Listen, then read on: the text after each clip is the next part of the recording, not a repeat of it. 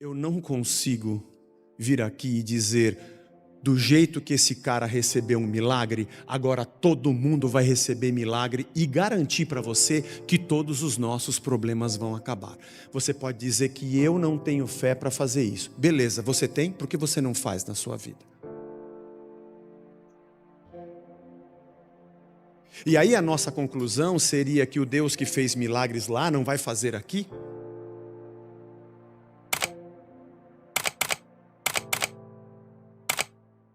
Onde foi que nós paramos semana passada?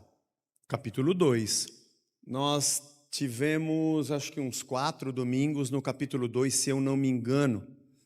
Falamos sobre o que aconteceu no dia do Pentecostes, aquele grande evento da descida do Espírito e o que ele representou. A balbúrdia que ele causou no pessoal que estava ali fora do Sinédrio, e o que Pedro fez a partir da descida do Espírito, que foi a pregação, e quase 3.000 pessoas, ou praticamente 3.000 pessoas se converteram e se batizaram naquele dia, e depois Lucas explicando para Teófilo como é que era a vida desse povo que passou a seguir a Cristo. O que nós paramos? Agora nós vamos ler o capítulo 3, do verso 1 até o capítulo 4, verso 4. Então preste atenção nessa narrativa. Pedro e João estavam se dirigindo ao templo para a oração das 3 horas da tarde. Olha que interessante, não tinha igreja ainda. Eles iam no templo mesmo. Até então, até esse momento, a fé cristã não era ainda uma fé desassociada ou desligada do judaísmo. Os crentes em Jesus eram tidos como um movimento de renovação dentro da fé judaica. Ainda não tinha essa cisão como a gente tem hoje, judaísmo é uma coisa, fé cristã é outra. Eles estavam indo para o templo para a oração das 3 horas da tarde. Estava sendo levado um homem coxo de nascença, que diariamente era colocado à porta do templo, todo dia era colocado lá, a porta chamada Formosa, para pedir esmolas aos que entravam. Quando ele viu Pedro e João, que iam entrar no templo, pediu que lhe dessem uma esmola. Pedro, fitando-o juntamente com João, disse, olhe para nós. Ele os olhava atentamente, esperando receber alguma coisa. E Pedro, porém, lhe disse, eu não possuo nem prata nem ouro, mas o que eu tenho, isso lhe dou. Em nome de Jesus Cristo Nazareno, levante-se e ande. E pegando na mão direita do homem, ajudou-o a se levantar. Imediatamente seus pés e tornozelos se firmaram, e dando um salto ficou de pé e começou a andar, e entrou com eles no templo, pulando e louvando a Deus. Todo o povo viu o homem andando e louvando a Deus, e reconheceram que ele era o mesmo que pedia esmolas assentado à porta formosa do templo. Todo mundo conhecia o cara. E ficaram muito admirados e espantados com o que lhe tinha acontecido. Enquanto aquele homem ainda se mantinha ao lado de Pedro e João, todo o povo perplexo correu para junto deles no pórtico chamado de Salomão. Quando Pedro viu isso, dirigiu-se ao povo dizendo, israelitas, por que vocês estão admirados com isso? Olha que interessante, israelitas, né? Ele está falando para povo judeu. Israelitas, né? Por que vocês estão admirados com isso? Ou por que estão com os olhos fixos em nós? Então, por que estão olhando para a gente? Como se, pelo nosso próprio poder ou piedade, tivéssemos feito esse homem andar. Vocês estão achando que é alguma coisa nossa? Que nós temos algum poder? O Deus de Abraão, o Deus de Isaac, o Deus de Jacó, o Deus dos nossos pais, glorificou o seu servo Jesus, a quem vocês traíram e negaram diante de Pilatos, quando esse já havia decidido soltá-lo. Vocês negaram o santo e o justo e pediram que fosse solto um assassino, que foi Barrabás. Vocês mataram o autor da vida, a quem Deus ressuscitou dos mortos, do que nós somos testemunhas. Pela fé em nome de Jesus é que esse mesmo nome fortaleceu a este homem que vocês estão vendo e bem conhecem. Sim, a fé que vem por meio de Jesus deu a esse homem saúde perfeita na presença de todos vocês. E agora, irmãos, eu sei que vocês fizeram isso por ignorância, ou seja, entregaram ele à morte por ignorância, como também as suas autoridades o fizeram. Mas Deus, assim, cumpriu o que tinha anunciado anteriormente pela boca de todos os profetas. Pela boca de todos os profetas, que o seu Cristo havia de padecer. O que os profetas anunciaram era sobre Cristo. Portanto, arrependam-se e se convertam, para que sejam cancelados os seus pecados. Ele estava falando com israelitas, com os judeus. E ele está dizendo: arrependam-se e convertam-se. Eles estavam no templo, pô. O templo de Deus, da religião de Deus, do povo de Deus. O templo da religião de Deus, do povo de Deus, que servia a Deus, o Deus Israel, o povo escolhido, o Deus do povo escolhido, o povo israelita, o povo escolhido para o povo de Deus. E ele está dizendo: arrependam-se e convertam-se. Interessante isso. Para que sejam cancelados os seus pecados, a fim de que da presença do Senhor venham tempos de refrigério, e que Ele envie o Cristo que já foi designado para vocês, a saber, Jesus, ao qual é necessário que o céu receba antes dos tempos da restauração de todas as coisas. Ele tem que primeiro estar lá na glória. De que Deus falou por boca dos seus santos profetas. De novo, desde a antiguidade, foi isso que os profetas disseram desde a antiguidade. Aí ele volta além dos profetas, ele vai lá para Moisés. Porque Moisés disse: o Senhor Deus fará com que do meio dos irmãos de vocês se levante um profeta semelhante a mim.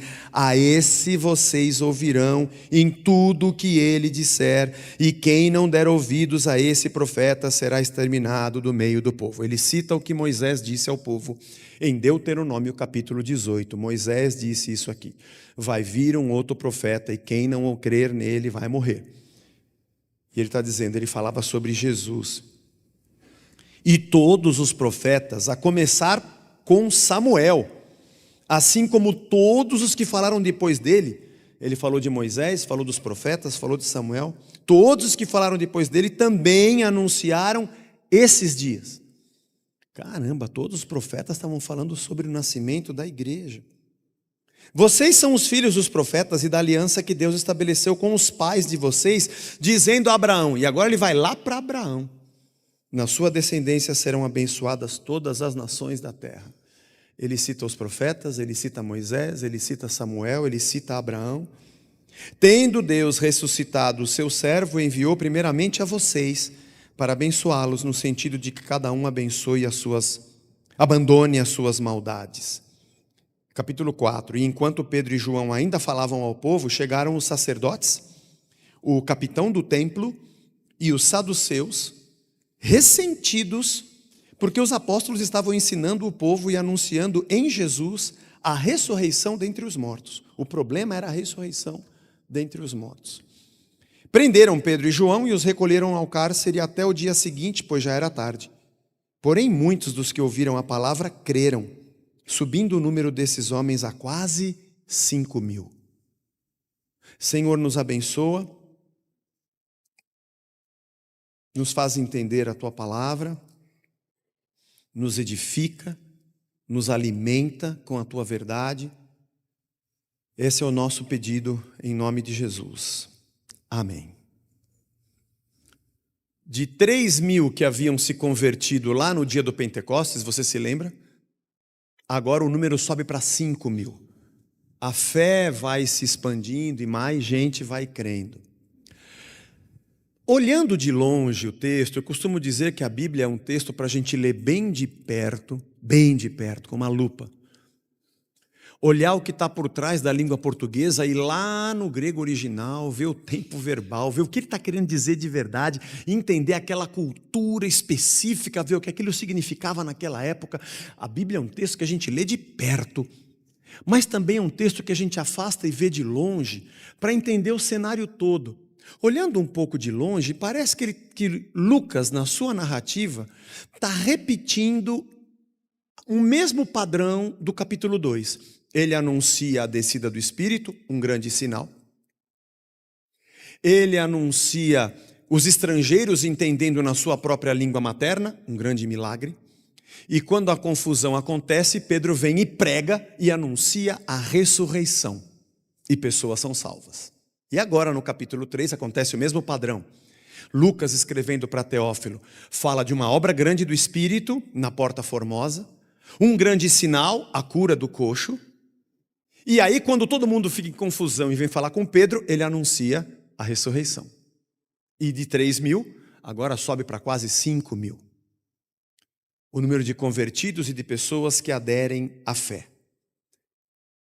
Não dava para a gente ler muito, entraria em outros assuntos no capítulo 4, mas se você correr a sua Bíblia no capítulo 4, no verso 22, não vou colocar na tela, diz que o homem, tinha mais de 40 anos, aquele em quem se operara a cura milagrosa. O homem que foi curado na porta do templo tinha mais de 40 anos, e o texto diz que ele era colocado ali diariamente. Diariamente. Então, todo mundo conhecia o cara que pedia esmolas na porta do templo. A porta chamada Formosa, a gente não tem evidências de qual porta eles estavam falando. Pode ser a porta da muralha, que dava direto no templo.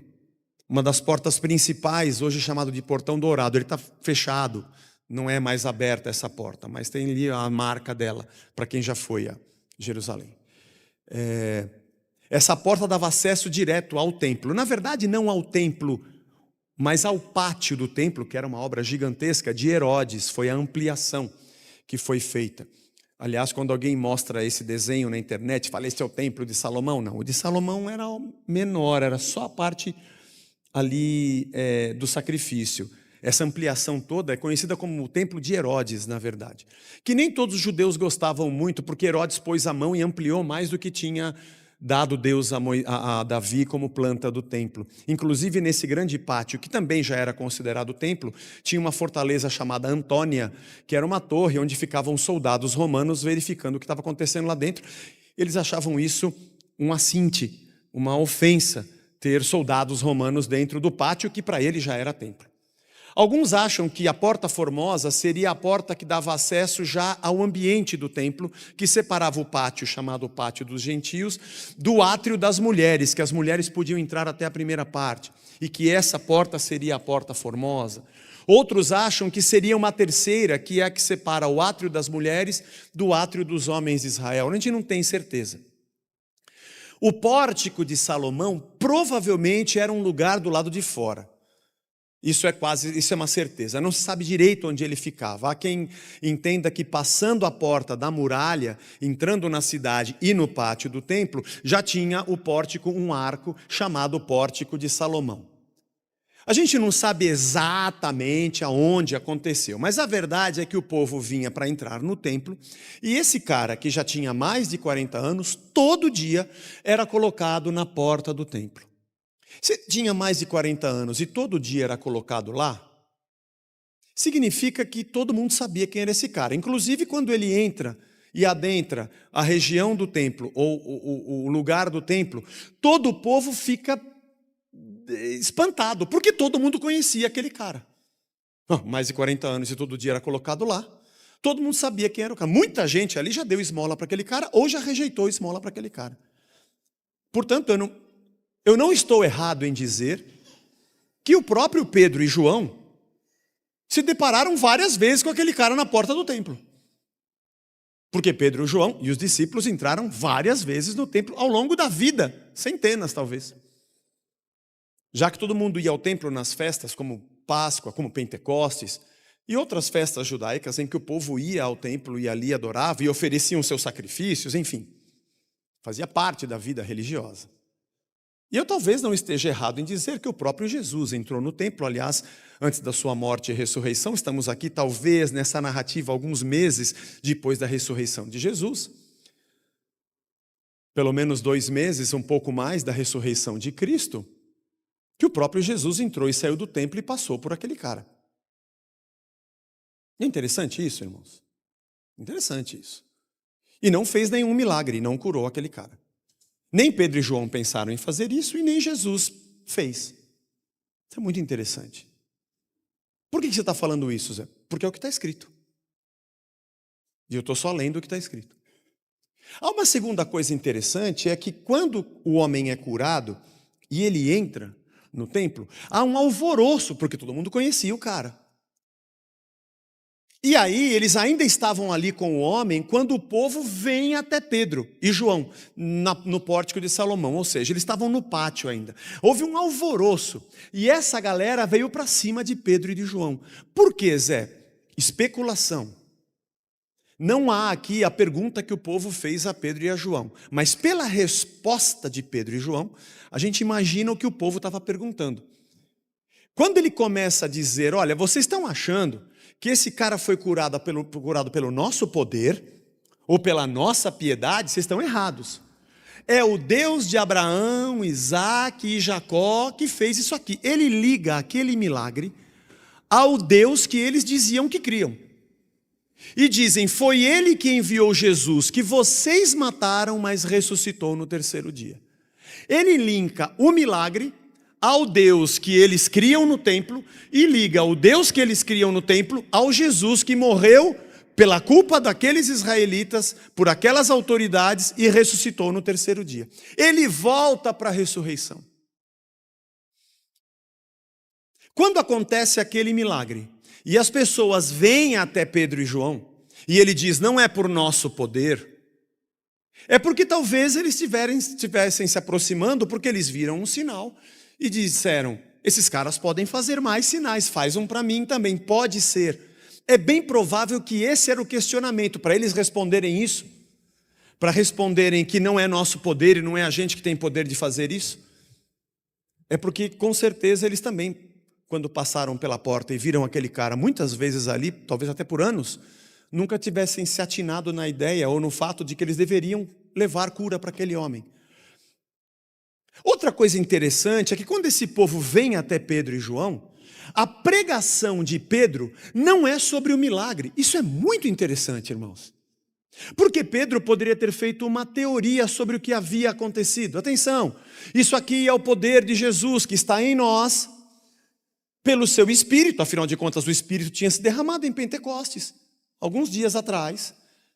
E ele teria dito, então esse poder está aqui com a gente, e o mesmo milagre que aconteceu com esse homem, agora vai acontecer com todo mundo, e a pregação de Pedro fosse a pregação sobre o milagre, porque afinal de contas, eu e você já ouvimos pregações ao longo da nossa vida, dezenas ou centenas sobre esse texto, e quando a gente lê sobre o coxo que foi curado na porta do templo, a pregação imediatamente é, você também pode ser curado se você crer como esse cara creu, mas o texto não diz que ele creu.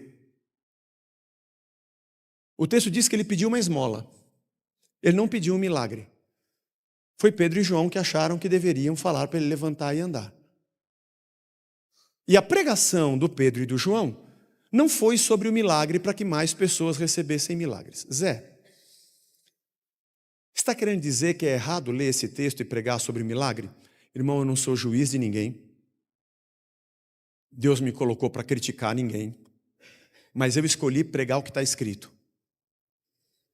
E o que está escrito é que depois do milagre, ele pregou a ressurreição. Então eu vou falar sobre o que está escrito. Mas você acha que é certo ou errado ler esse texto e pregar sobre o milagre?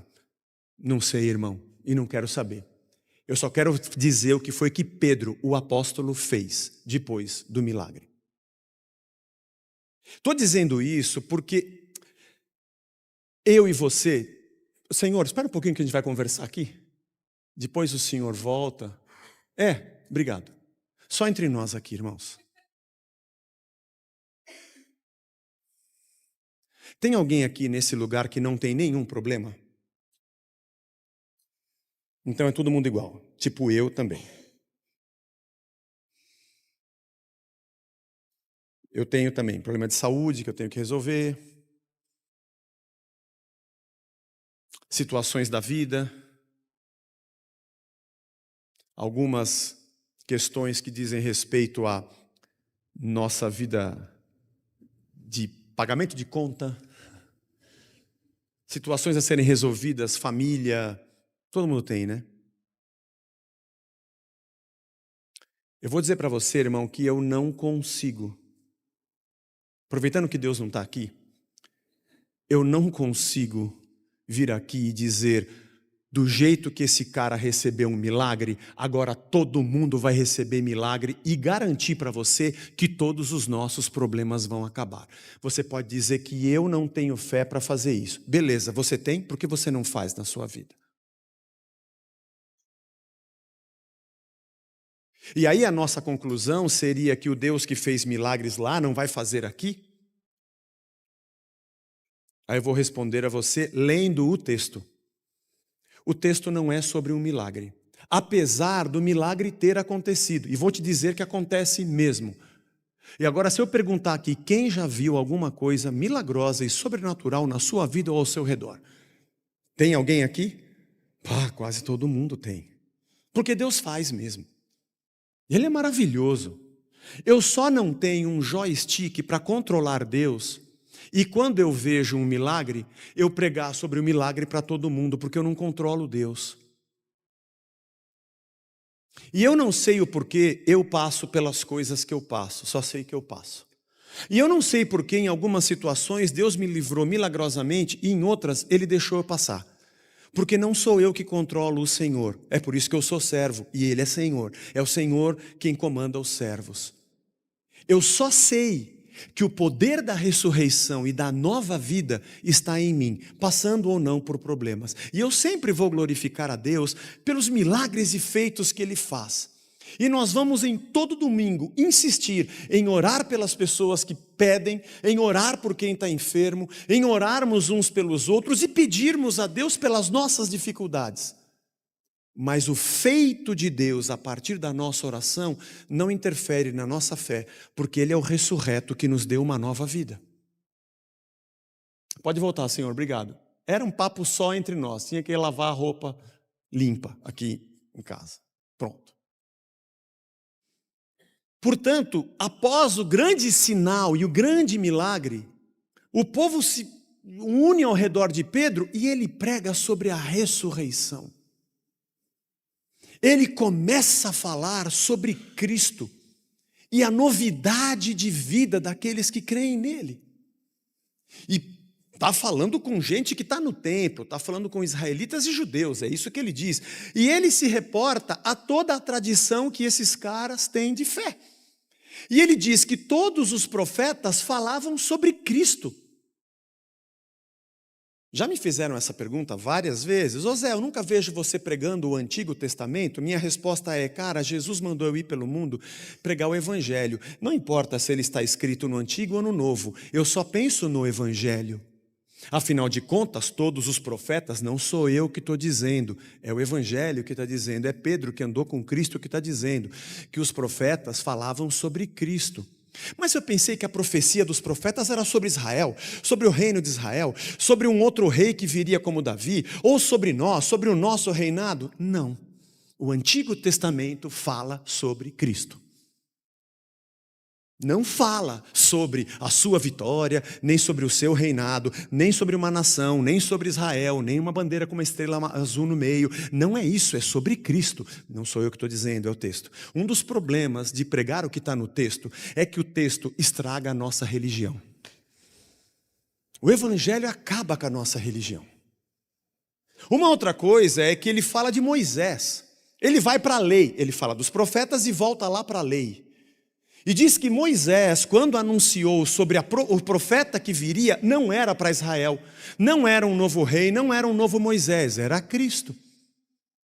E aí ele vai para Samuel, que foi o último juiz, e o cara que ungiu Davi, a dinastia de reis mais significativa para os judeus. A linhagem de Davi, o filho de Davi. Esse Samuel falava sobre Cristo. E depois ele volta lá para Abraão e diz, ele não disse que em Abraão, Deus disse, seriam benditas todas as famílias da terra? Não era sobre Abraão, nem sobre uma nação que tinha ali limites e um tratado de Tordesilhas. Era sobre Cristo e sobre a igreja e sobre o seu povo espalhado na terra. Acabei de pregar o Antigo Testamento. É que o Antigo Testamento não é sobre Davi. não é sobre Abraão, não é sobre Moisés, nem sobre os profetas, não é sobre o povo de Israel dentro de uma nação, não é sobre uma etnia. Apesar dessas coisas fazerem parte da narrativa, e essas histórias de verdade aconteceram, mas tudo isso apontava, disse Pedro, para estes dias. Quando a gente lê sobre o povo que andava no deserto rumo à terra prometida, teve o deserto e teve a terra. Mas se eu olhar um pouco de longe, eu vou entender que isso fala muito sobre nós, que ainda vivemos nesse mundo, nesse deserto, pisamos nesse chão.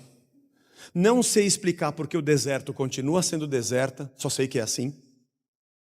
Não sei explicar da onde vem a coluna de fogo durante a noite e a nuvem durante o dia, só sei que vem de Deus.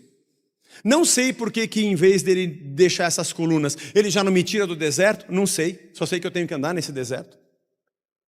Ele manda água que sai de uma pedra, ele manda codornizes para eu ter carne, cai o maná que vem do céu, eu só sei que ele está comigo no meio do deserto, enquanto o deserto acontece, não sou eu que escolho, eu não tenho poder e fé para mudar o meu deserto, ele manda eu andar por ele, mas ele fala para eu ter os olhos na terra prometida onde mana leite e mel, porque eu sou cidadão de um reino eterno, apesar de pisar nesse chão, porque o Antigo Testamento não é sobre Israel, e não é para que nós tentemos fazer da nossa vida aqui a nação israelita.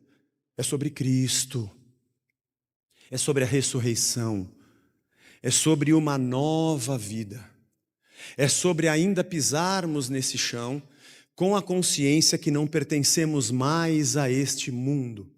A pregação de Pedro para esse povo, depois do sinal, era para dizer que este sinal anunciava Cristo. Mas Pedro e João cansaram de ver Jesus fazendo isso.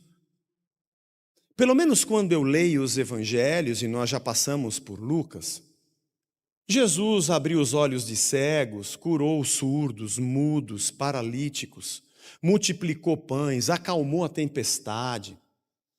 Ele fez coisas, ressuscitou pessoas. E a gente fica embasbacado com os sinais. Mas o interessante é que nos dias de Jesus, teve um monte de gente que não foi curada. Eu não sei explicar. Eu só sei dizer uma coisa, que o sinal aponta para o reino da ressurreição. E quando eu leio os evangelhos, eu imagino que quando Jesus cura um surdo, ele está dizendo, a minha realidade é diferente da de vocês. No meu reino todo mundo ouve. Quando o Cristo e o seu reino se deparam com a nossa realidade mortal, e ele cura um mudo, ele diz, no meu reino todo mundo fala. Quando eles abrem o ouvido de um surdo, ele está dizendo, no meu reino todo mundo ouve. Quando ele cura um coxo, ele está dizendo, na minha realidade, quando eu encaro a de vocês, no meu reino todo mundo anda. Ele multiplica pães e peixes, ele está dizendo, no meu reino ninguém passa fome. Ou quando ele ressuscita um morto, ele está dizendo, no meu reino ninguém mais morre. A realidade sobrenatural do Cristo ressurreto, de quem não é deste mundo, apesar de pisar nele, quando encara a realidade humana, material e finita, há um choque de duas realidades que não conseguem conviver juntas. O eterno, o todo-poderoso e o reino perfeito anda no meio daquele imperfeito, finito e mortal. E todos os sinais que ele produz estão gritando para nós que existe uma outra vida, uma outra cabeça e um outro coração, que permeia a nossa existência aqui, mas anuncia algo eterno. E aqueles que vivem aqui, já vivem com a cabeça na eternidade. É só assim que a gente consegue atravessar esse deserto. Eu não posso reclamar. Tem a sombra da nuvem e o fogo de noite. Tem o maná todo dia, mas ainda é deserto. Mas eu sei que tudo isso são sinais de um reino eterno. E a minha cabeça está lá. Eu não tenho como garantir que todo mundo vai ter milagre todo dia, apesar de ter certeza que Deus faz muitos. Mas entender que cada sinal aponta para uma outra realidade. É por isso que Pedro diz para os israelitas, Convertam-se, arrependam-se e convertam-se. Arrependimento aqui é metanoia, o verbo metanoel, mude a sua cabeça. Pense diferente. Não queira mais ser o que você era, muda o pendrive, encaixa um outro software. E enxergue a sua vida de um outro jeito. Porque o Deus de Abraão, Isaac, Jacó, de Samuel, de Moisés, dos profetas, esse é o Jesus. E convertam-se. O templo de Deus, da religião de Deus, do povo de Deus, que fazia sacrifícios para Deus, com os sacerdotes de Deus, o povo escolhido por Deus, foi o povo que matou Jesus, que era filho de Deus. Um desses dois não é o Deus que é Deus. Se tudo que foi feito contra Jesus foi em nome de Deus, e Jesus Cristo é o Filho de Deus, peraí, quem dos dois não é Deus? Tem alguma coisa errada aqui. Quando a gente fala a palavra religião, ela pode significar várias coisas. O que nós estamos fazendo aqui hoje é um culto religioso. Para quem passa por esse bairro aqui e vê o nosso prédio, vai dizer, aqui funciona uma igreja. São pessoas que professam uma mesma fé e têm uma reunião religiosa. Tem um significado da palavra religião como esse ajuntamento de pessoas que professam uma mesma fé, um fenômeno dentro de uma sociedade, um fenômeno social. Mas existe um sentido da palavra religião que é completamente negativo, que é o sentido de ser uma série de regras, ritos e dogmas que regem um grupo de pessoas, independente de Deus estar ali. Porque se esses saduceus, sacerdotes, o capitão do templo, no lugar do sacrifício, que tinham a lei de Deus, as profecias de Deus, a história do povo de Deus, e era o povo de Deus, perseguiram o Filho de Deus, um desses dois não tem Deus. A religião não precisa de um Deus. A religião existe por si própria. Não é necessário um Deus para que a religião existe, porque ela ocupa esse lugar. E uma pessoa que se relaciona com um pseudo-Deus dentro de uma religião, apesar de falar o nome de Deus, de Abraão, Isaac, Jacó, Moisés, os profetas e Samuel, podem estar fazendo alguma coisa que não tem nada a ver com Deus. E ela subsiste. Aliás, existem milhares de religiões no mundo. E talvez você diga, Deus não está aqui ou ali, o Deus que a gente crê. Porque a religião não precisa de um Deus. Ela só precisa de pessoas que acreditem naquele rito religioso. Porque na religião, eu faço sacrifício, eu pago. Eu tenho 3 pilares que sustentam a minha vida na religião: o medo, a culpa e o benefício. Eu faço o que eu faço, cumpro meus ritos, pago meus votos, pago meus sacrifícios, porque eu tenho medo de Deus. Deus acordou, o sacerdote vem e fala, ele acordou com o pé esquerdo hoje, pisou no pinico que estava cheio, ele está nervoso, hein? E aí você vai e oferece alguma coisa para aplacar a ira. É tipo, King Kong está vindo, pega uma loira e coloca lá, porque senão ele vai... Então, por medo, a religião diz que você tem que manter o sacrifício. Talvez por culpa, é o segundo pilar. Você é o culpado, a coisa está errada na sua vida porque você fez isso, fez aquilo, pecou, errou. Pague alguma coisa para Deus para pagar esses erros que você cometeu. Por culpa, o sacrifício se perpetua. Ou o terceiro pilar é o benefício. Está tudo bem na sua vida, mas você não tem isso, não tem aquilo, está te faltando não sei o quê. Se você fizer o sacrifício, Deus te abençoa. Ou por medo, ou por culpa, ou por benefício, o rito religioso mantém alguém preso a Deus. Só não se sabe se esse Deus é Deus. Por um outro lado, o reino de Cristo traz os seus sinais da liberdade, do amor. Onde eu pedi uma esmola, e eu não pedi cura, mas Ele me curou. E não fez porque eu merecia, fez porque Ele é gracioso. Eu até quero fazer um sacrifício, mas Ele é o sacrifício. E não é pelo sacrifício que eu faço, é por aquilo que Ele fez na cruz. E pelo sacrifício dEle, Ele me comprou. E eu era um pecador, não merecia nada, nem teria força de me auto-salvar, por isso Ele fez o que fez por mim. Enquanto aqui eu me mantenho preso no meu sacrifício, na minha doação de vida, porque eu tenho medo, porque eu tenho culpa, porque eu quero um benefício, aqui eu tenho uma prisão, que se eu sair daqui eu não tenho.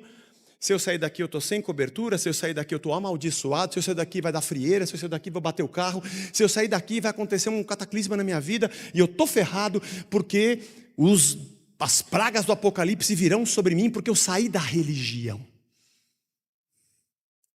Mas no reino de Cristo, ele diz para os discípulos, bom, se o discurso é pesado, se vocês querem ir embora, podem ir. E Pedro diz, Senhor, para onde iremos nós?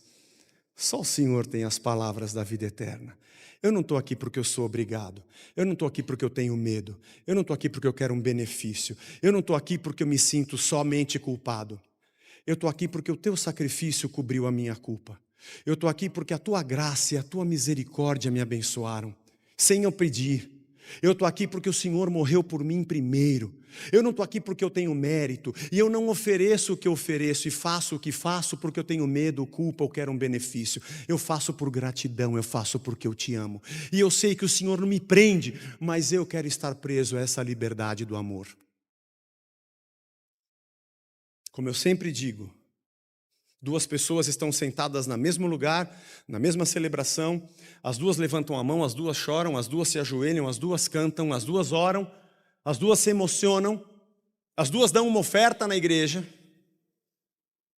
e uma delas faz isso porque está com medo, faz isso porque sabe que se louvar vai ter vitória, que é um benefício, faz isso porque está com culpa e acha que tem que pagar e fazer seu sacrifício. Ela chora, levanta a mão, ora, ajoelha, canta e dá uma oferta para pagar a sua culpa.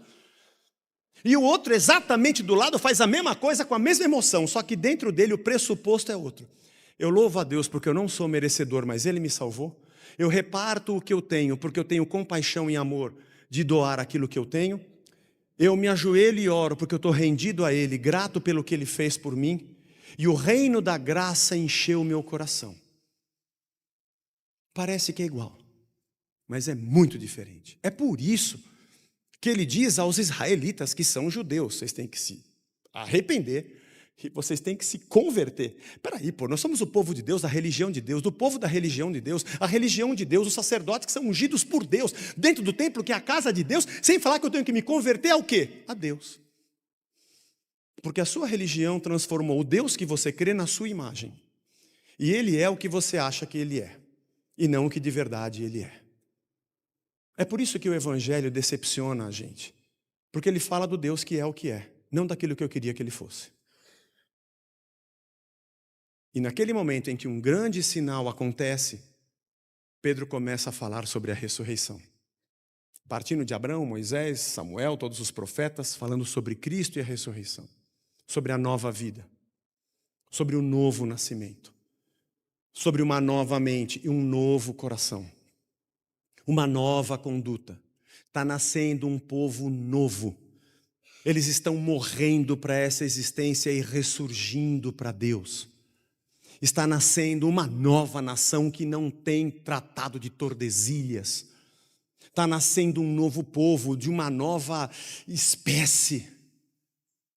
Está nascendo uma nova humanidade a partir do reino de Deus, que ainda que pise nesse chão, sendo governado por essas necessidades, a cabeça dele está em outro lugar e as suas práticas não refletem o seu entorno, refletem a eternidade. O nosso amor, nossa generosidade, nossa paz e nossa justiça não é formada pelos ideais que eu encontro aqui, mas por aquilo que o reino eterno plantou dentro de mim. É por isso que a gente não se encaixa. E diz o texto que os sacerdotes, os saduceus, ficaram loucos da vida. O texto usa a palavra ressentido, que tem a ver um pouco com uma inveja e uma raiva ao mesmo tempo. Porque os saduceus não criam na ressurreição. Aqui também tem um negócio sui generis. Fariseus ainda criam que haveria uma ressurreição da alma. Os saduceus não. Aliás, quando Jesus tem embate com os saduceus no templo, a questão que eles colocam é a mulher que teve 7 maridos e quando casou, quando foi para o céu, de quem ela é mulher, né? Dizendo, não tem ressurreição, vai chegar lá, ela vai ter 7 maridos. E Jesus fala, no céu não se casam e não se dão em casamento. Vocês entendem, falam que entendem muito, mas não sabem nada do reino de Deus. Ou seja, eles não criam na ressurreição. Ainda mais na ressurreição em nome de Jesus. Ainda mais que eles foram os caras que foram pedir para Pilatos lavar as mãos e entregar o próprio Filho de Deus, e agora o cara ressuscita, isso é uma balbúrdia para eles. E prendem a Pedro e João.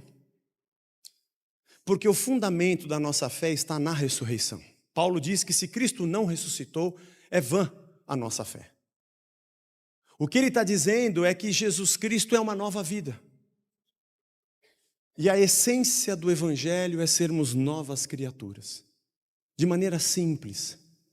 É olharmos para essas Escrituras e enxergar Cristo em cada uma dessas páginas, desde Gênesis até o Apocalipse. E é olhar para Jesus Cristo como o centro da nossa existência, onde tudo começa, porque Ele é o alfa, onde tudo acaba, porque Ele é o ômega. E onde tudo no meio do começo e do fim é dele, por ele e para ele, porque dele, por ele e para ele são todas as coisas. E de que a vida de Cristo, de um outro rei, de um outro reino, no meio dos homens, é o anúncio de uma outra vida a qual nós queremos. Por isso que a gente nega a si mesmo, eu nego a mim mesmo, tomo a minha cruz para segui-lo, porque eu quero viver uma outra realidade. Ainda que eu pise nesse chão, ainda que eu sofra as ações nesse deserto, ainda que eu tenha dificuldades aqui, quando eu vejo o sinal, eu olho para Cristo.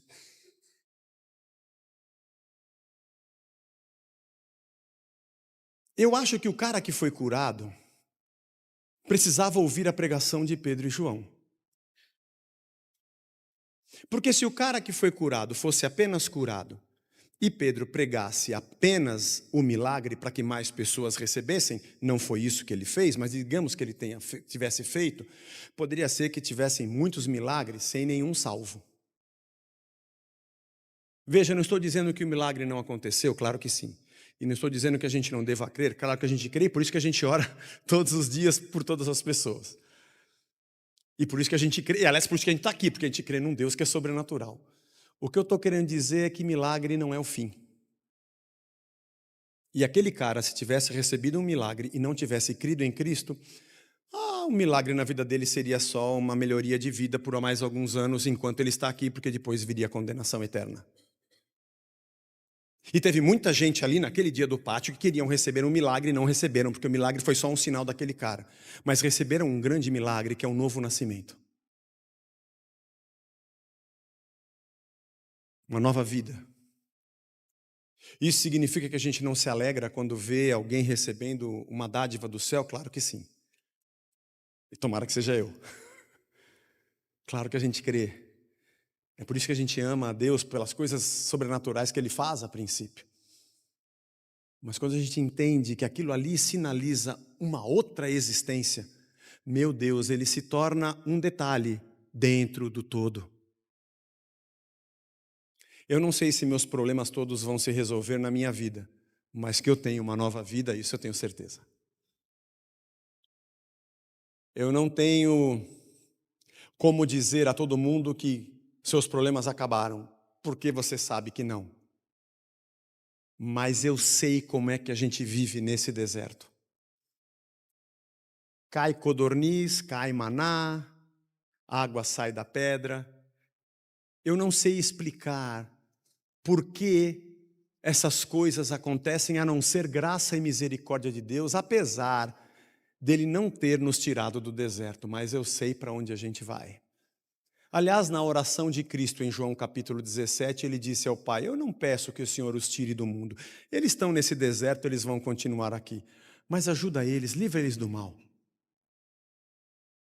Eu olhando para essa pregação de Pedro, eu vejo um eco de João capítulo 6, quando Jesus multiplica pães e peixes, e no dia seguinte vai uma multidão atrás dele. Depois você lê o capítulo 6 de João. E Jesus diz: vocês não vieram atrás de mim porque vocês viram um sinal do reino, né? Mas é porque ontem eu multipliquei pães e vocês encheram a barriga e vocês querem pão de novo, né? Trabalhem pela comida que dura para a vida eterna, não por aquela que perece. Eu não posso julgar quem está certo e quem está errado, mas uma coisa eu preciso fazer: ser fiel ao que está escrito. Irmãos, a nossa vida está na ressurreição. Nova vida, nova cabeça, novo coração, uma nova consciência. um outro tipo de paixão e devoção a Cristo, a do reino.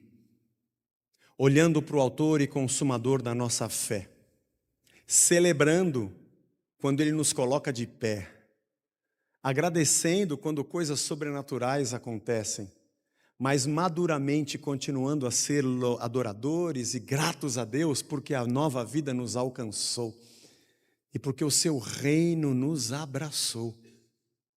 E nós temos a chance de ser novas criaturas no velho mundo, termos um novo coração e uma nova mente, ainda que pisando nessa velha terra, que a própria terra há de comer, quando acabar tudo, mas olhando para o autor e consumador da fé. Porque talvez o seu casamento precise de um grande milagre, que não é uma questão de ficar de pé e andar, mas é de mudar a cabeça do marido e da esposa. Esse é um baita milagre. Que é mudar a cabeça e o coração do pai com o filho e do filho com o pai. Esse é um milagre da reconciliação. Não há uma oração que faça dois amigos se reconciliarem, só perdão e graça. E nem tudo se resolve com um sinal. É por isso que ele se chama sinal, porque ele só sinaliza. Que tudo isso que Deus faz por nós, na pregação de Pedro, segundo o que está escrito, possa nos conduzir aos pés da cruz, para falar: Senhor, eu quero ser uma nova criatura, eu preciso disso, isso é tudo que eu preciso. Ô Teófilo, os caras mataram o autor da vida, e a vida é a vida a partir da ressurreição, e essa galera aí, esse é o povo da nova vida. Diferente da barganha da religião, esse é o povo da nova vida. A religião se dá bem com a morte, com culpa, medo e sacrifício, mas o reino com a vida. Por isso que no reino existe justiça e condenação, mas eu vivo em paz sem o medo da religião. Porque apesar do reino apontar para justiça, salvação e condenação, ele me abraça com o perdão porque eu me arrependo. É isso, Teófilo. Esse é o reino, esse é o povo, essa é a vida, essa é a ressurreição. A gente tem que morrer todo dia e começar de novo todo dia. Vamos ficar de pé e vamos orar. Se você entendeu isso, talvez a sua oração hoje seja: Senhor, eu preciso morrer. Queira você seja um frequentador da igreja há 1000 anos, ou seja a primeira vez que você pisa dentro de um lugar chamado igreja. Talvez a sua oração hoje seja: Senhor, eu preciso morrer para mim mesmo e nascer de novo para Cristo. Feche seus olhos. Senhor, obrigado pela Tua palavra, obrigado porque o Senhor é Deus, obrigado pelo Teu ensino, obrigado pelos Teus milagres, pelos Teus sinais. Obrigado porque sobrenaturalmente o Senhor cuida de nós, nos livra, nos cura, nos abre caminhos, e a gente não sabe explicar, só sabe agradecer porque o Senhor é maravilhoso. Também não sei explicar porque tem dias que o milagre acontece e outro que eu ainda estou no deserto, mas isso não importa, porque eu sou Teu. O que eu sei é que eu sou uma nova criatura. Eu quero morrer um pouco mais hoje, Senhor, para mim mesmo. Essa vida terrena, nossos pés estão muito enraizados nisso aqui, Senhor. A gente está muito preso a essas coisas. Mas eu sei que a minha cabeça tem que estar no reino. Nós somos o Teu povo. Nos ajuda a enxergar as Escrituras olhando apenas Cristo.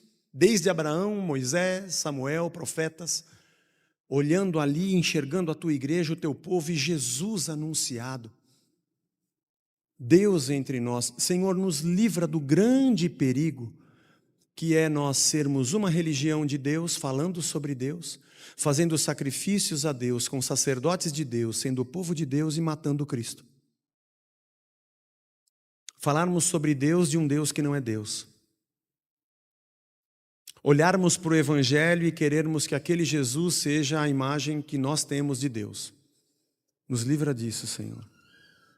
E que todo dia a Tua palavra, o Teu Evangelho continue estragando a nossa religião, ofendendo a nossa religião e nossas práticas de fé, trazendo o nosso coração de volta para a essência de um povo manso, humilde, arrependido, gracioso, convertido, transformado, novas criaturas de um novo reino, gente ressurreta. Nos ajuda, Senhor, a cada dia sermos assim. E obrigado por aquilo que Lucas, inspirado pelo Senhor, escreveu para o Teófilo, que está nos abençoando tanto nesses dias. Abençoa a nossa semana, leva a gente em paz para casa, nos traz de volta semana que vem debaixo da Tua paz, do Teu amor. É o que nós te pedimos em nome de Jesus. Amém. Amém. Deus te abençoe, uma boa semana. Dê um abraço no seu irmão. Você que nos acompanhou pelo YouTube, uma boa semana para você. Vai na paz do Senhor.